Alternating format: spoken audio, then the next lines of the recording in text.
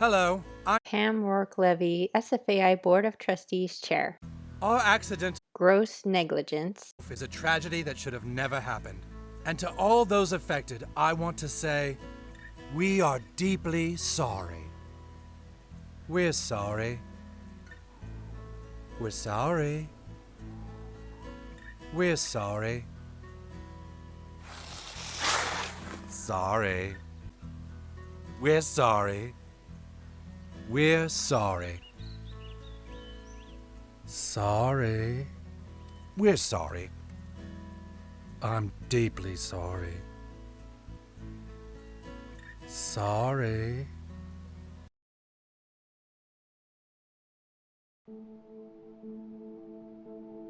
The San Francisco Art Institute is the pinnacle of art on the West Coast. Great influencer of artists such as Annie Leibovitz, Diego Rivera, Richard Dieberkorn, that KKK guy that carved up Mount Rushmore. Wait a second. 2020 has been no stranger to the horrible, and higher education students can easily vouch that institutions and colleges were very quick to do whatever was necessary to keep themselves afloat and raise the middle finger to everyone else. SFAI was no different. In fact, I would say that it has always been in a precarious situation because of arts education losing money. Or has it? Why did the oldest fine arts school west of the Mississippi kick out all of its students, faculty, staff, and turtles out? We're going to try and find the root of where things went wrong. But first, we need to start with the chaos that has been 2020.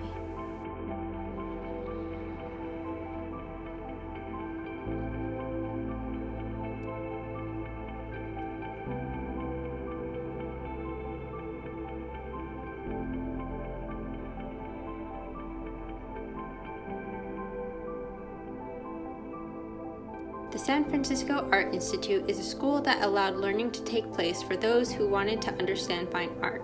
Started in 1871, it is known as the last fine arts institution on the American West Coast, a once highly radical art school in the heart of San Francisco. And this is the story of how it crashed and burned quicker than it did in the 1906 earthquake.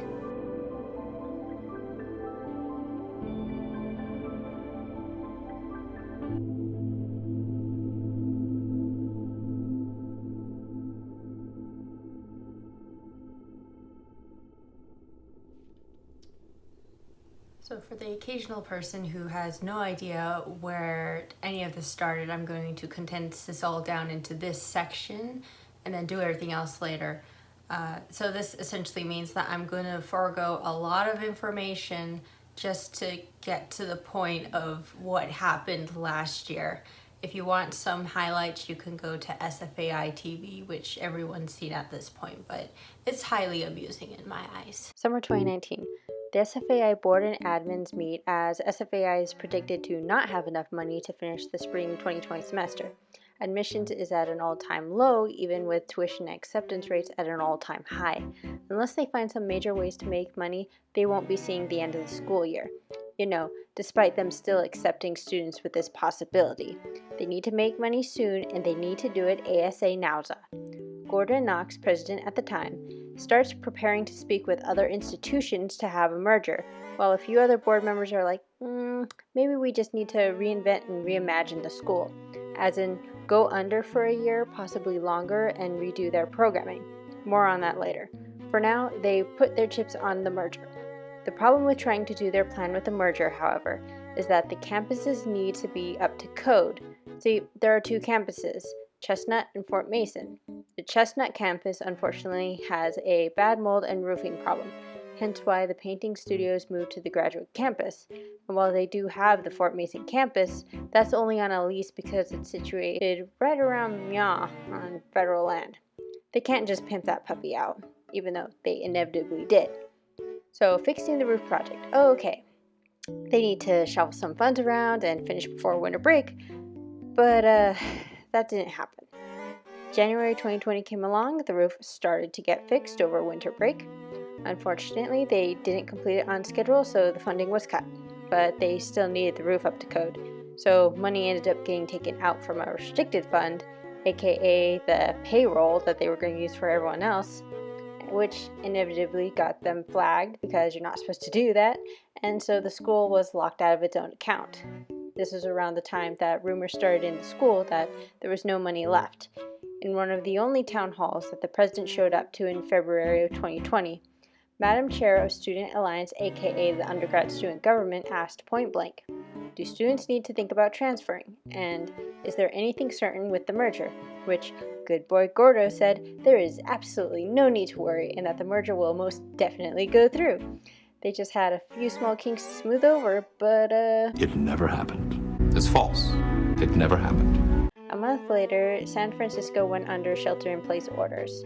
With that underway and their money now locked, the board and the president used the chaos as an opportunity to say that their merger didn't go through, even though it was because of the roof, a fact that we know from the board members and a printed email that was left in the garden. What you say? So President Gordo decided to call it quits in a chaotic town hall at the end of March, stating that the school would be discontinuing its programming and students would need to transfer out if they were not graduating either that spring or summer. No refunds, no apologies. Everyone took it well. So the undergraduate student government met up an hour later, set to work on a list of demands that was started the previous week by student workers, as staff members were being laid off against the WARN Act. Within the demands, the main point being communicated by various parties to students was to influence the board to have a vote of no confidence in the president. Which in retrospect was kind of fishy, that the board would be telling students what to tell them to then tell the president. But we were all tired and it was midway through the semester, so I think we all kind of get a pass on that one. After the demands were sent out, the board eagerly accepted to have the president be the fall boy and then put in place COO Mark Kushner, who coincidentally was also at that 2019 summer meeting. How about that?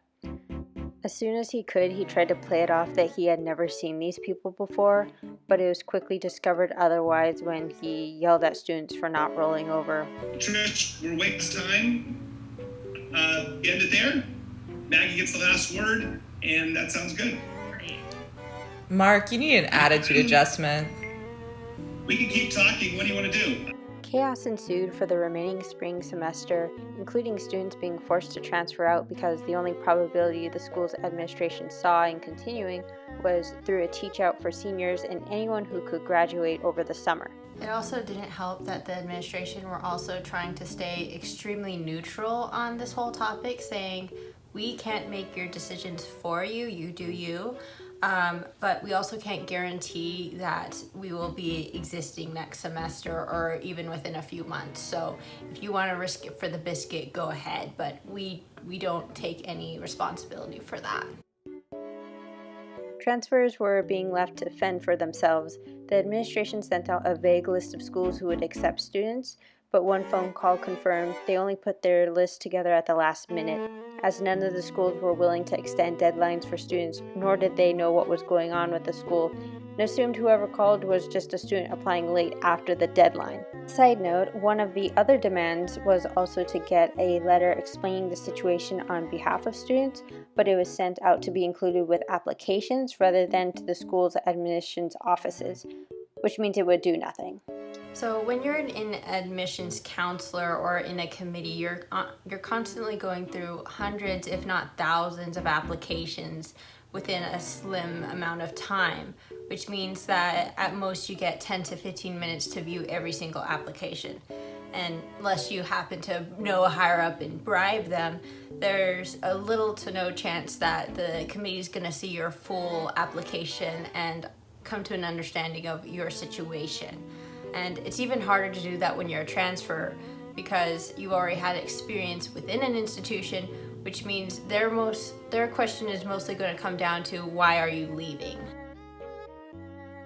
On top of this, staff members were being laid off left and right, which meant little to no assistance in this whole process.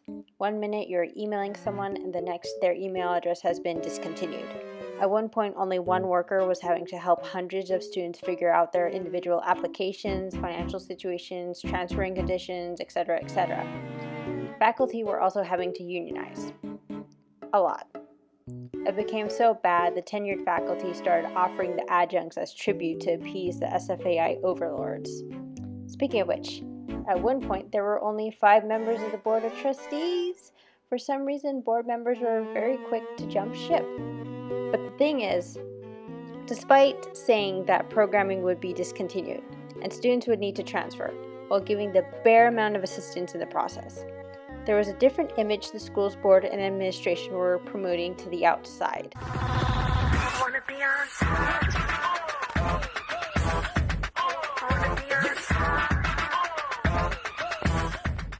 So during one of the last board meetings of the spring 2020 semester, the board ended up making the decision that they would later roll back, that they would teach out for the spring and then anyone who they could in the summer go under for a year, and within that time reinvent and reimagine SFAI. And you better believe that they milked this cash cow for all that it was worth, starting with rolling back on statements by Gordo to reassure the public that the school isn't going away and that it has in fact been saved.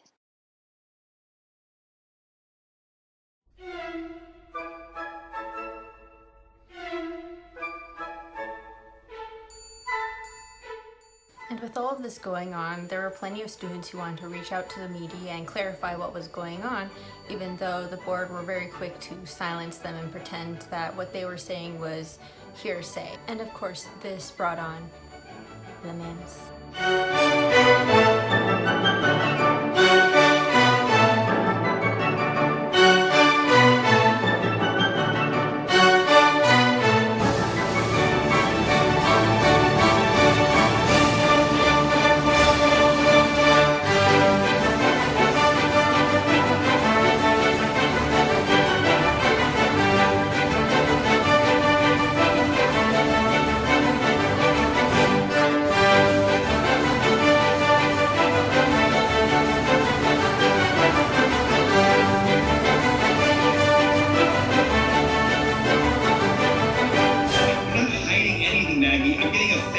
Insinuations. I really am.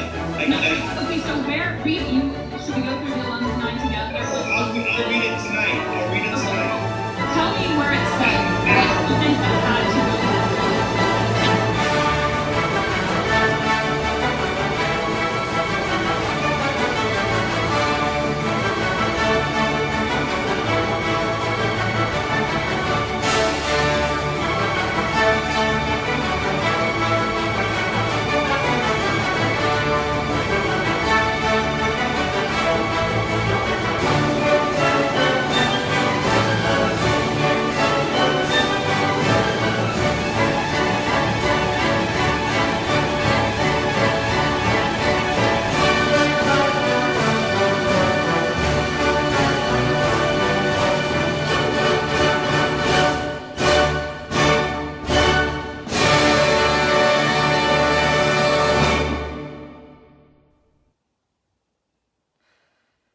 So as you could see, there was a lot going on from graduation last year to fall semester beginning with a really shaky start. And to be fair, there was a lot of people in the community who didn't know what was going on and took what the board said at face value. And there were also those who did know what was going on, but were just too tired to deal with it all. And even after rumors and talks about the school not opening for the fall, it did end up opening for the fall. But it didn't exactly do that. Speaking with various students proved that it wasn't really clear on who was given the choice to come back and for what reasons why some of them weren't. Some students had 3 semesters left, which meant they could have done the summer teach out and then continued into the year because they are supposedly going to be open for fall and spring, but they weren't allowed back. And yet they decided to open enrollment up to first-year graduate students. Which, by the way, they're the ones who are going to be the most screwed over in this entire situation, because in graduate school, once you go into the program, you have to finish it. There are no transfers. The transfers who got to do such when the school shut down was a very special case, but most of the credits didn't transfer over and they're still gonna have to redo their first year, which again begs the question, if this is such a shaky financial situation, why is it that the board decided to have these students be the ones that they would depend on, when if they did shut down, they would be the ones who were most screwed over? The alerts for the withdrawals came out of nowhere. For some people, it came during the week that the school was going to open for their fall semester, and some parents weren't even alerted, which is a really bizarre thing for a school to do. And that's essentially why no one can ever let this go. Of course, things ended up developing even more once the fall 2020-2021 semester began, because, you know, this train just needs to keep chugging along. You would think that the school is still open, they let people out, so it's fine, like they can just move, like students who had to withdraw can just move on, and anyone who was laid off, they're just gonna get laid off. So obviously we have to just call it a day, right? Well, two very big things happened, that being the IAFS, which is the free school, and the Reimagine Committee. So because of the infighting that the board had exacerbated to the extreme, the communities essentially split apart into pieces for SFAI, which means that, you know, there was no clear indication of who was doing what. And two significant chunks of this was the IAFS, which is the online free art school that was started by adjuncts to keep the spirit of mutual aid alive, and the Reimagine Committee, who were hired by the board to be a PR stunt. I know, I need to give you all credit because, you know, in retrospect, y'all got played. All right. I know I'm getting ahead of myself again. Okay. Let's start with the free school and explain that, because it's less scandalous and I feel better about talking about it. It makes me happy. Essentially, back when Student Alliance was still going, there was an organized community meeting that took place because the town halls were just disasters. It was an emotional time, being able to hear everyone's connections to the school and what it really meant to them. It wasn't just a career or just a place to get a degree. It really had a sense of home for some people. It was from there that a question of what does SFAI look like and what does it mean to save it look like? And at the time, no one could really have a clear answer as to what that was, because was it the building they're saving? Is it the community? What is it? And in the end, the answer pretty much trickled down to it is the community that everyone wanted to save. So a few adjuncts got together and proposed to create a network that would exist online because, again, pandemic, and it would harness the spirit of mutual aid in order to assist others in this unsure time of what does education look like, what does asynchronous learning look like for a lot of people. And with the few adjuncts and community members who were in it for the long run, they were just gonna go ahead and do that for the most part, which is fine. Less people to bother the board at this point, I think, is what they figured, to just leave them alone. And there was another group that was formed to help sort of preserve SFAI in a way that would be more hands-on for a lot of people who really wanted to. And by that, I mean people who could donate. Okay, so another group. Okay, this is great. They want to preserve SFAI. That's fantastic. Except they only ever did it for a paycheck. They just wanted to see through to the end of the school year. Made up of tenured faculty, volunteers, alumni. The Reimagine Committee was tasked to reimagine SFAI in a much more sustainable way. As the tuition-based model of being 80% funded on tuition was something that the school would not be able to last on for much longer, obviously in the most expensive city in the country.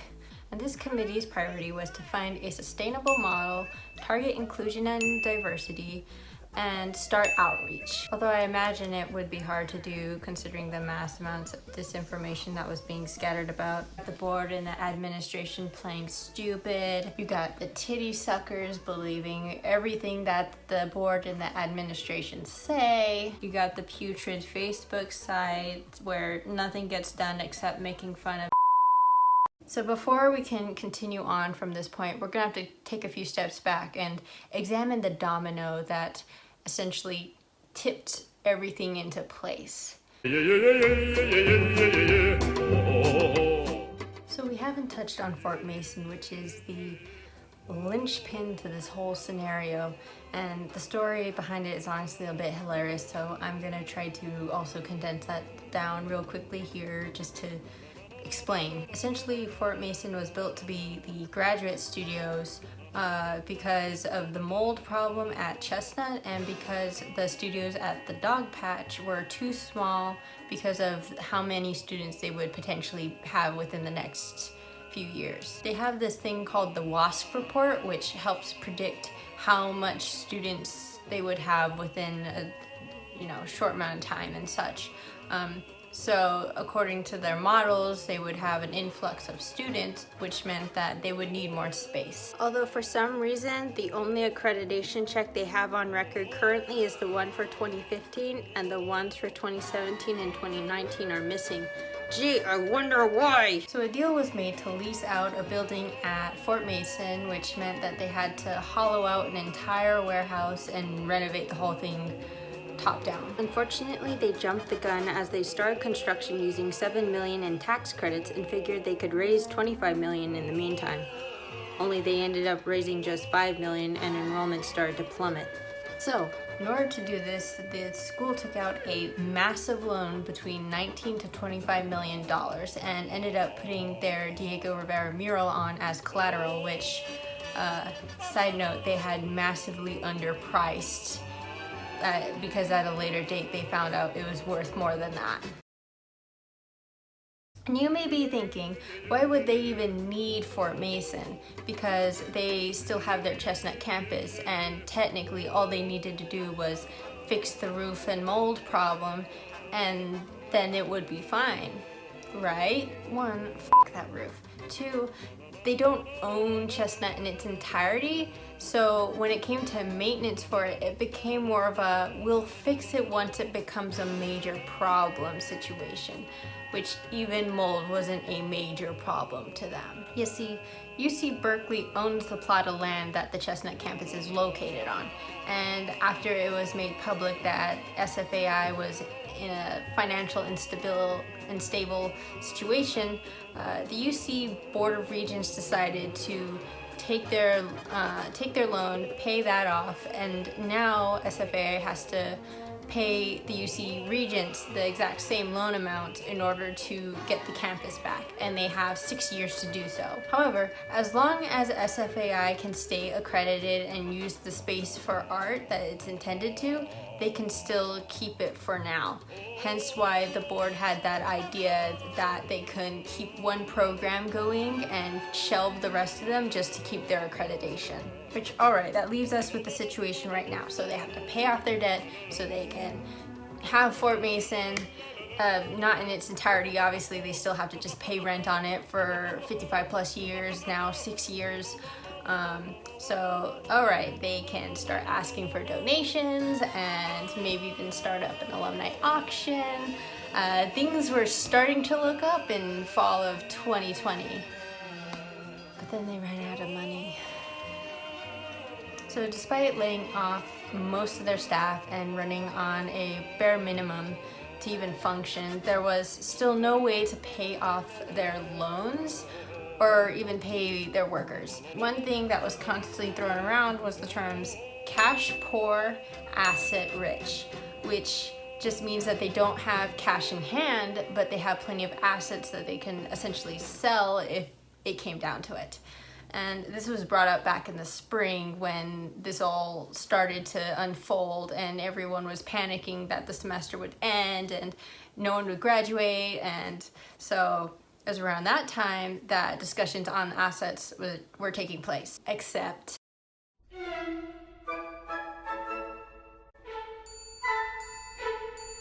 All right, we're not doing that again. We can't do that again. The only asset they had up for grabs was their Diego Rivera mural that was painted in situ at the Chestnut campus. It's valued at 50 million. Anyone who only spent 5 seconds looking at this whole situation would think, surely that can get them out of their current predicament, right? I mean, it's a lot of money. But only once you start looking at how much they spend monthly on rent and operations and paying pretty much everybody, it's pretty obvious they would burn through that extremely quickly and be back into the situation that they were, except they would be down an asset, which is the only asset they have at this point to negotiate with. On top of this, they were in a very tricky situation with the mural because it was a potentially landmarked, which means that they can't sell it or remove it from its place. But as soon as it was found out that the board were in talks with an unnamed buyer in LA, everyone pretty much lost their shit because that buyer was... And I'm not kidding, Pam said so herself. And as soon as this made the headlines, the city supervisors ended up taking action. Enter Aaron Peskin of District 3. And after a very public hearing on the matter, the city supervisors unanimously voted to put it on the agenda, and then once again unanimously voted to have the mural be given its own landmark status. Yeah, bitch levy. Fuck you. Next speaker, please.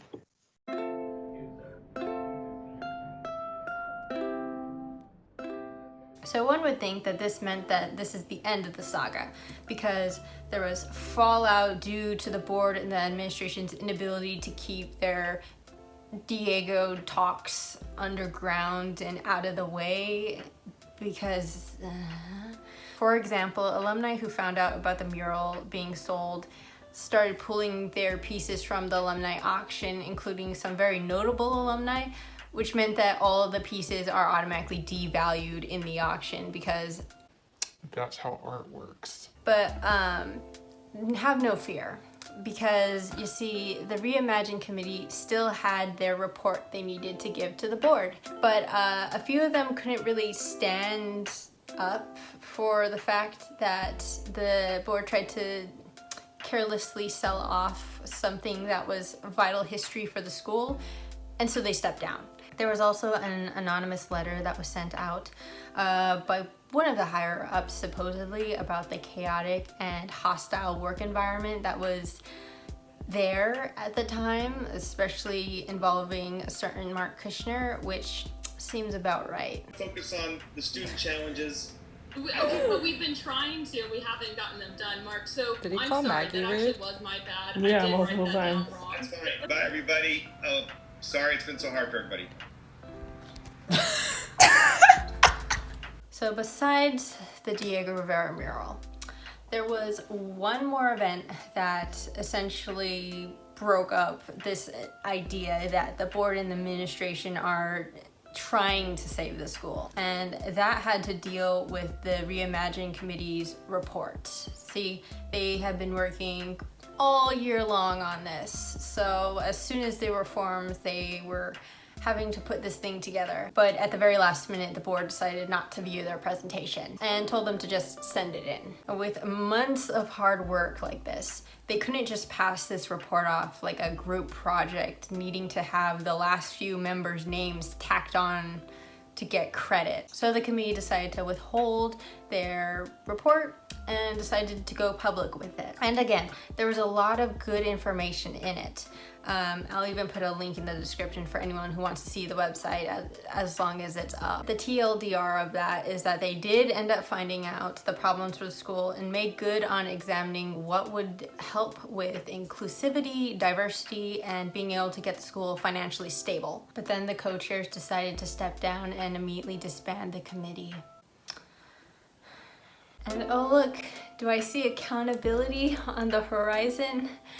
I do, because after the city supervisor's hearing on the mural and proof of financial instability was revealed, the Attorney General decided to step in and investigate. This caused an immediate reformatting of the board, and it included the step down of Pam Levy. So where does this leave us? Supposedly the school has run out of money for the spring semester again. They're still going though? Question mark? It's mostly gone silent, which is to be expected because I've been told that once investigations start at the federal/state level, anything that takes place is handled under the table after that. So we're most likely never gonna see or hear anything as far as if someone gets arrested, if there's fines, anything like that. Maybe one day the website will just disappear and it'll just never have existed. Currently, there are still board members on the board who were there since the beginning of all this, because this whole situation didn't just start with 2019, they don't have any more money left. It started also with 2016 when they decided to build Fort Mason. And then even before that, they had predicted that they would have financial instability. It's just that they are extremely incompetent in being able to handle a school. Why would anyone suspect them of financial malfeasance, even though that's been proven with a laundry list that has essentially been buried underground for no one to find until this point? I mean, the board isn't that bad. Like, they wouldn't possibly be evil enough to, say, use scholarship money or donations to finance their own lawyers in case something were to happen. All right, I think I've roasted them long enough, so obviously this is just the video to condense the entire situation in a very semi-palatable way. Obviously, there's a lot more information on what went down, and a lot of the books and reports and everything, but it's all too much to condense down and map out, and I've explained this situation multiple times throughout the past who knows how long, now year, because it's the anniversary of when they decided to call it quits. So obviously having to condense this down into a mere hour was extremely limited. Orange juice is so satisfying.